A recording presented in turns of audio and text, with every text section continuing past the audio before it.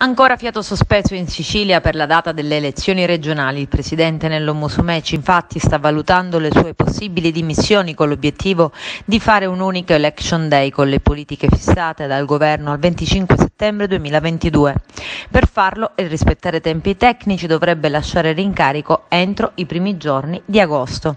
Se ne parla già da qualche giorno e nelle scorse ore, a seguito di una riunione della giunta regionale a Catania, il presidente della regione Musumeci ha detto all'agenzia di stampa ANSA: sto incontrando i segretari regionali dei partiti della coalizione di centrodestra sul tema dell'accorpamento della data delle elezioni nazionali e regionali.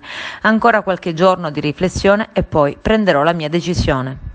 Attualmente, infatti, le date possibili per le elezioni regionali 2022 sono quelle del 9 ottobre, 16 ottobre, 23 ottobre, 30 ottobre, 6 e 13 novembre, perché in Sicilia si può votare nelle 4 domeniche antecedenti il giorno delle ultime elezioni regionali e nel 2017 si è votato il 5 novembre, oppure nelle 2 settimane successive. Le dimissioni di Musumeci entro i primi di agosto consentirebbero, se non di accorpare le elezioni regionali con le politiche, quantomeno di avvicinarle, arrivando al 2 ottobre. Cosa deciderà di fare Musumeci quindi si saprà tra qualche giorno e sulla scelta potrebbe influire quanto accadrà ai tavoli della coalizione di centrodestra, ancora divisa sulla sua candidatura.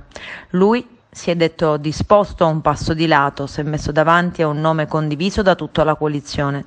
Intanto Forza Italia, Lega, UDC, MPA e Necol Italia hanno già messo le mani avanti. Appare evidente che occorre andare oltre, e per questo che, come segretari regionali dei partiti presenti in ARS, siamo pronti a proporre una o più ipotesi di candidature che nascano dal territorio e che sappiano dialogare coi partiti e coi deputati dell'ARS e a coinvolgere nuove formazioni politiche e civiche.